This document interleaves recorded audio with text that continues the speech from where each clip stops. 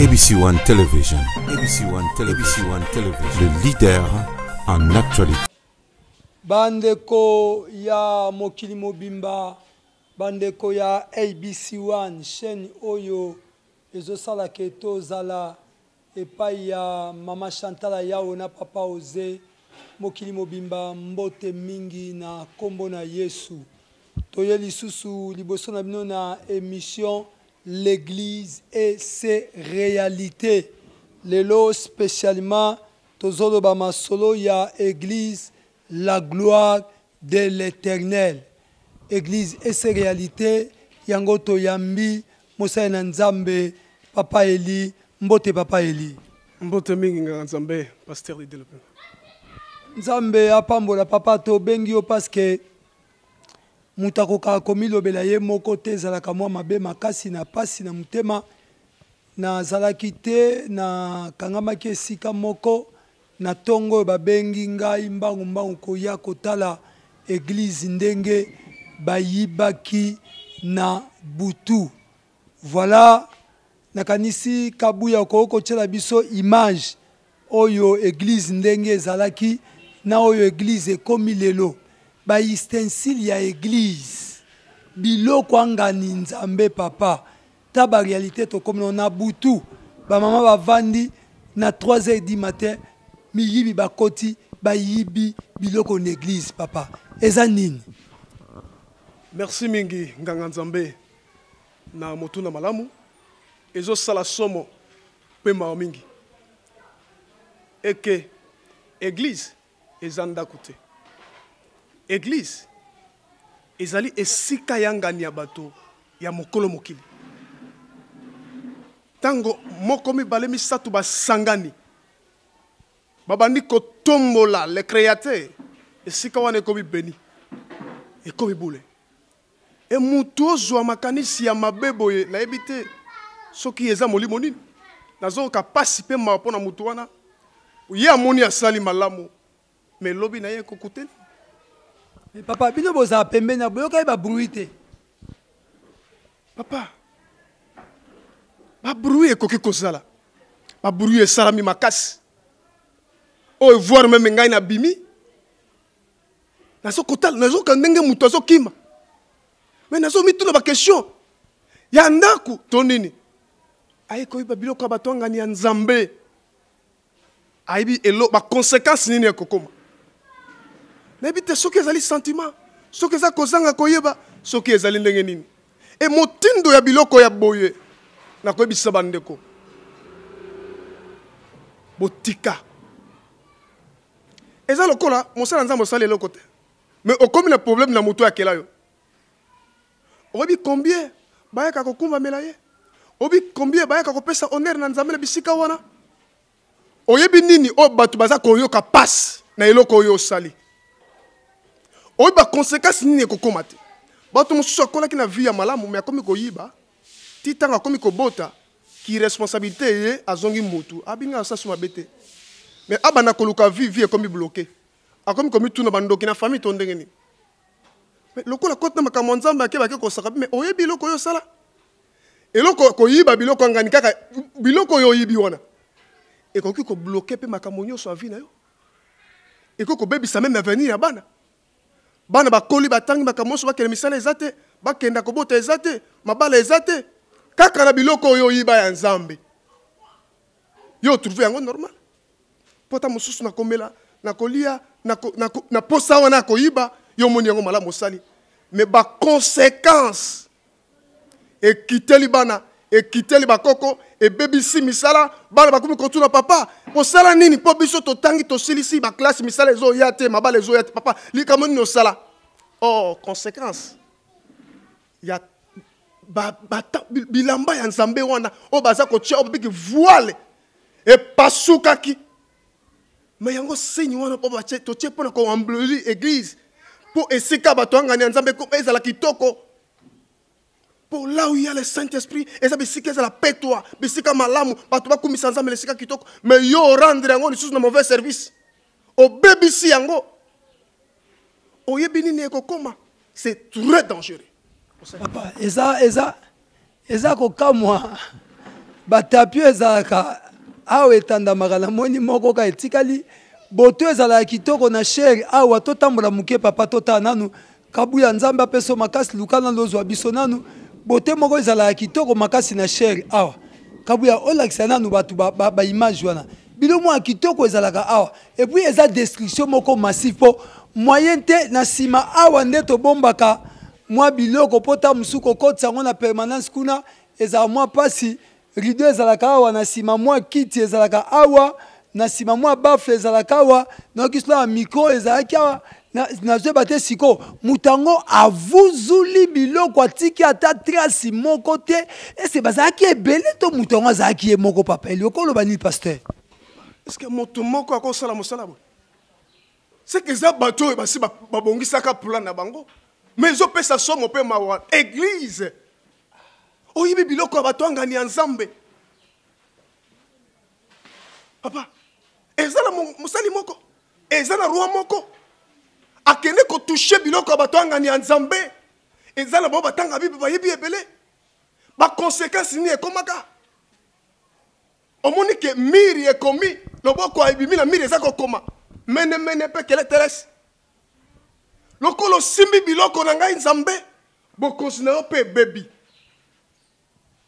seke biloko mosusu okoko simba me biloko ya nzambe basimbaka te mosali ya nzambe moto ya simbi yango asala noki lombango mibale misatu baya kozongisa maintenant église ya nzambe ezongi na difficulté bamikro babafu oyo esengi ke moto azoyoka azoleka na mosika na pene ayeki na problème mais à travers micro à travers bafu ayoki esimbi motema na bi akoti na église maintenant yo oyibi yango mpona okende koteka mpona kozwa ne fiske 2000 to 3000 to 10 000 to 100 000 oyo kolia lelo lobi esili me bongo yo na nzambe oyebi pasi nini okotisi na kati ya mosala ya nzambe oyebi pasi nini mpe nsima nini ozongisi oyo eglize avansaki oyo nzambe asepelaki abi babongiseli ngai esika oyo nasengeli nakita napambola na visite libota na ngai maintenant yo ozongisi yango na zero mibale misato mina ebosali yango boyeba eke kanda ya nzambe eza likolo papa eli merci mingi me kokamwa lelo mpe séminaire ebanda na église awa toyebi te église ezongi lokola lifelo toyebi te awa ekozala ndeni naseka ata koseka ekozala lokola lifelo parceke biloko nyonso ekei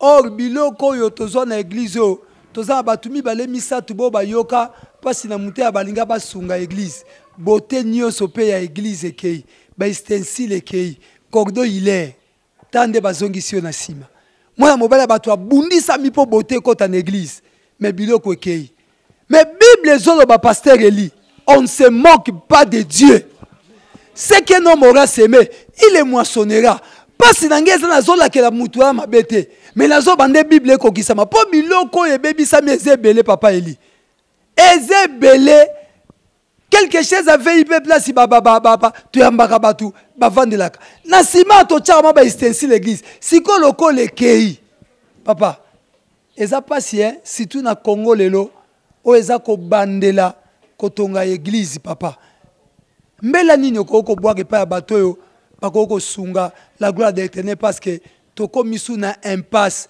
tokomi su na difficulté makasi tokomi su na problème pour rebâtir l'issue temple.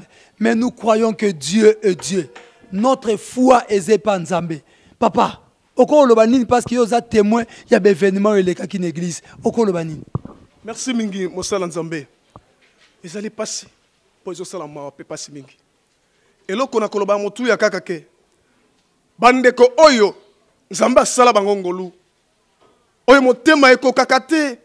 Alobi ngai esengeli bozwina ngai na lia na bandeko na soutenir œuvre ya Nzambe na contribuer pour musala ya Nzambe ekende liboso. Balobi mutu amesana kosala bolamu kokata te. Motema wana kaka ozalaka nango Nzambe ayebi pourquoi apesa yo. Soki atia yo motema kokaba po ayebi azo pambola yo po sima ko pambola yo yo po ba ko soutenir musala na ye. Yo pe oyeba ko pambola pe ba oyo bazangi mena tala musala ya Nzambe. Tala ndenge église komi. Et comme une formule, moko ya malamu te, et comme salité. Et comme le quoi foulou. L'église est comme le koloba. Merci Papa Eli. Mais na solo baboye. Na bande ko mususu. Oyo. Bozala bitidi ya ko saboter le temple de Dieu. Botika bizaleli wana. Botika makambo wana. Temple ensemble. Eza sika ko sakana te. Eza poubelle te. Eza moziki te. Eza réunion te. Eza bisika ya ko zwa yango lokola football te. Eza lié ya nzambe. Lié sacré. Ce que l'ingo zala béni. Yaka na obéissance devant le temple de Dieu. Ce que l'ingo zala maudit. Sala kaka. Phénomène pe ba rythme oyo lingo sala. Et si malango bila quelque chose. Biso to ko la kela motute. Mais to ko la kisaba tonzela malamu ete. Temple ensemble basakana kana ngote. Ndako ensemble eza sika ya koya koluka kosala makambo mabete po simanango conséquence ekola. Merci. Merci Papa Eli. Sœur Déborah, bonjour sœur. Bonjour. Sœur, tu peux nous dire, est-ce que c'est vrai on a volé dans votre église? Oui, c'est vrai. On a volé, c'était vers 3 heures. On est endormi, moi et mes tantes et mes sœurs. Brusquement, on a entendu notre tante en train de crier « Voleur, voleur !» On s'est réveillés tous et on avait vu que tout était volé. On ne savait pas quoi faire parce que les voleurs étaient déjà fuir. On criait, on cherchait de quoi faire, mais nous pensons seulement le nom de l'Éternel parce que lui-même, il savait que ça allait arriver. C'était vers quelle heure? 3 heures. Est-ce que vous en êtes sûr qu'on a volé à l'église? Oui, on a volé. On a volé, il n'y a plus rien. Des instruments, des histoires qui étaient ici, tout est parti. Alors on ne sait pas, on ne savait même pas quoi faire parce qu'aujourd'hui, on aura un séminaire trop puissant de la conquête spirituelle, conquête financière. Mais je ne sais pas malheureusement, mais nous rendons toujours gloire à l'Éternel parce que c'est sa volonté. Est-ce qu'ils étaient nombreux? Je pense qu'ils étaient nombreux parce qu'un seul homme ne pouvait pas faire toutes ces histoires-là. Alors je pense qu'ils étaient nombreux. Bien-aimé dans le Seigneur, c'est une honte de dire des choses pareilles à la télé. C'est vraiment une honte, c'est vraiment une honte. L'église est ses réalités. On est là non pour héberger des voleurs, mais on est là pour que les gens puissent adorer Dieu. Nous sommes là non pour maudire les gens, mais afin que les gens adorent le Seigneur et que les gens croient que le Seigneur peut faire quelque chose. Mais ce qu'on a fait dans cette église, c'est l'irréparable. Nous ne savons quoi dire. Vous avez entendu ce que la jeune fille a dit. Elle est une témoin oculaire de ce qui s'était passé vers 3 heures du matin. Moïbe à côté de l'église. Que dirons-nous de toutes ces choses? Mais l'apôtre Paul nous dit, ne vous laissez pas venger par votre colère. Ne vous vengez pas vous-même. Car la Bible nous dit, à moi la vengeance, à moi la rétribution. Nous donnons gloire au Seigneur. Lelo tozo banda séminaire. Onganaza orateur. Mais tout ça dans mon ennemi, nanzambe. Mais papa Eli, na moni groupe. Mais c'est que groupe ba yibite non? Groupe ba moni ke moyen ko tombo les até. Bazo tala beke awa tozu. Ce qui to tombo les groupe o peut-être batu ba yakobima. Et ngai o nazo ibisa bande ko bazo landa biso, naza temo lisusu. Parce que séminaire ya batu angani nzambe, ezali organiser lelo. Maintenant ekozala comment? Ba inviter bazo ya. Batu bakoya. Ba instrument, mosali ensemble, mongongo. Azongi lisusu na façon ya kolobaka susu koganga koloba po batu bayoka. Mon frère, ma sœur, pourquoi makambo ya boye? Pourquoi biloko ya boye? Talaba amebele. O bazal ki inviter lelo. Siki ba ya po bayoka œuvre de Dieu. Maintenant, tala makambo sali. Nzambali bisa. Merci bande konangai ba bazolanda biso. Tolakisi yango pona pasi kolakisa koma. Tamsu tozo kanisa, tozo bokolo batu nzoka nde batu mabe, tozo ndima ke bato ba yibi biloko yo baza bikelamu ya nzambe, e nzambe nanga apambola bango bisika bazali. Papa Eli, merci. Merci nzambe apambola yo. C'est Déborah, merci. Nzambe azwa lokumu. Soko moni okoki kosunga église la gloire de l'Éternel. Numéro yango oyo 09 98 74 29 07 085 045 20 52 52 plutôt to pamboli nzambe papa Ose mama Chantal yao nzambe apambola bino bakonzi na ngai ya ABC1 e nalingi naloba na miyibi bayibi pasteur Didier te bayibi pasteur Elite bayibi se Deborah te mais bayibi nzambe o nzamba za intouchable il fallait ko yiba na o satana po nzamba ko intervenir mais o yibi nzambe c'est que ndenge Bible biso ki mutaza likambu na mutu ngana papeli to na problème ndeto zaliawa nzamba ko intercéder pour na biso mais soki mutazu problème na nzambe qui va intercéder muta ko intercéder azate et tozolo baboy pona ko yebisa tozaka biso mote bayibi bazoyiba na ba église ebele botika batu bazo sambela quand même batu bazo sambela baza bien mbongo batu abofrande ezokota batu bazo somba biloko basa biloko lelo komi combien parce que biloko e mati nyos mais nzambe apambola yo papa ema place ozali papa te dit tente Fosca di Kiese de tous les temps famille di Kiese nzambe apambola mama nanga fitina mami meza Rita Mawete ma fille moi nanga liboso Fariana bandonyo sa sonabata bandonyo sa ba Congo bo bayebinga nzambe apambola yango nazoloba soki nzamba visiter biso bato tozoba ke tobanga nzambe satana ye ko visiter biso boyo banga nzambe te satana osalo ndeni yango na biloko boy epesa biso maili ndeto sala nzambe epesa biso mayele to sala nzambe po soki bayibi biloko me bayibi biso te biso toza na nzambe lelo toko sangana bato bakoyoka mutema pasi bakosala sous cotisation bakosombe loko mais yozo continuer koyiba ozoma te bibi que celui qui vole a continuer li sous koyiba via bande ko zandeni yo yibi biloko mukena la gloire mais lobe sous kondeni. Je salue tout le monde, je bénis le peuple de Dieu bino boza mitema ya kosunga bosunga biso Big Mama na Canada na pesi mbote na ngai na couple Diedos na Canada mama nanga fitina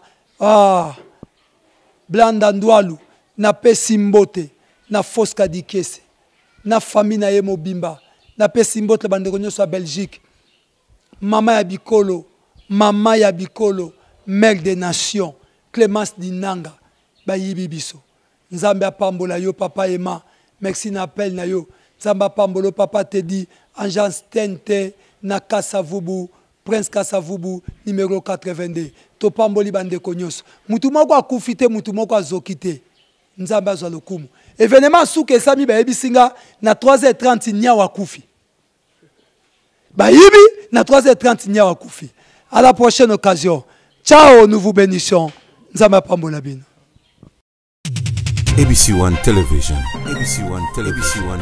Le leader en actualité.